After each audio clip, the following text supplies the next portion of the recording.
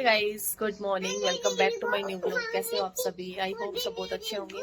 तो एक प्यारी सी सुबह में आपका फिर से स्वागत है मेरे ब्लॉग में।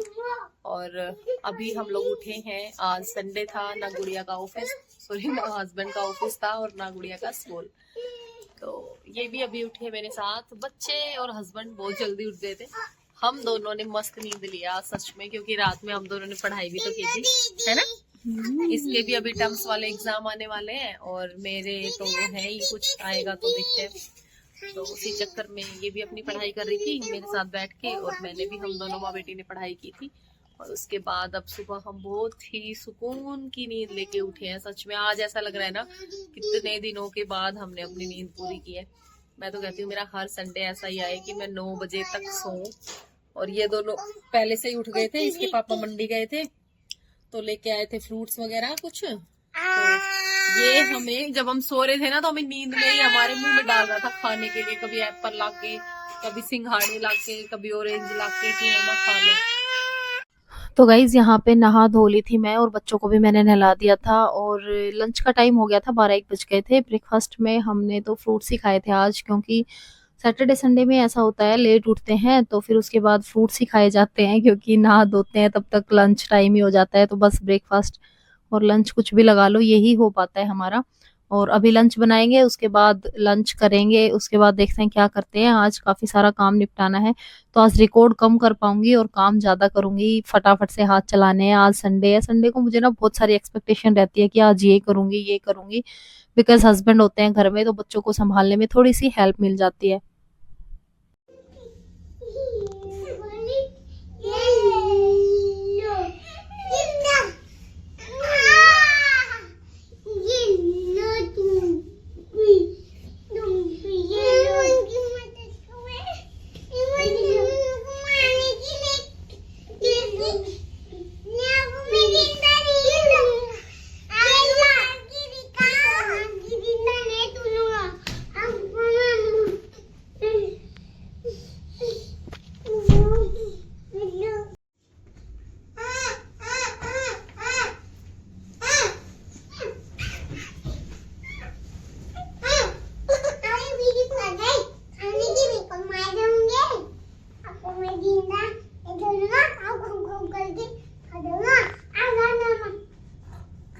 अरे हलक ने मेरे को काट लिया।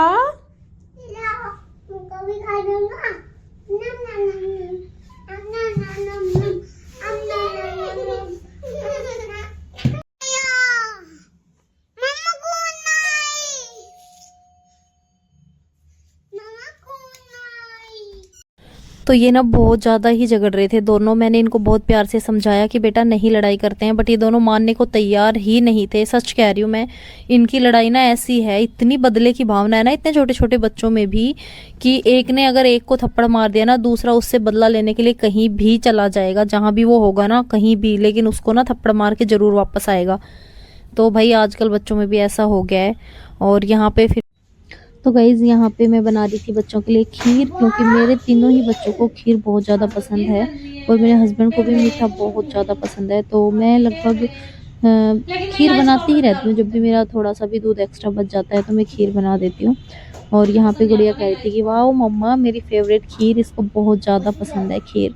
तो मुझे अभी जाना था मंडी में सब्जी लेने। रात के टाइम 8 मतलब 9 बजे जाती हूँ मैं, 10 साढ़े 10 तक वापस आ जाती हूँ। तो मैं इसको कह रही थी बेटा अभी खीर बनने में तो टाइम लगेगा, और अगर मैं इतनी देर रुकी रही ना तो फिर मैं काफ़ी लेट हो जाएगा मुझे जाने के लिए। तो इसने कहा मम्मा ठीक है, आप गैस को थोड़ी धीमी कर दो, मैं संभाल लूँगी। तो मैं गैस को धीमी करके इसके भरोसे पे छोड़ के चली गई थी। और मैंने इसको कॉल किया था जब मुझे बंद करवानी थी गैस, बस फिर हो गई थी मेरी खीर रेडी। और यहाँ पे मैं शूज़ पहन रही हूँ, क्योंकि बाहर बहुत ज़्यादा ठंडी है।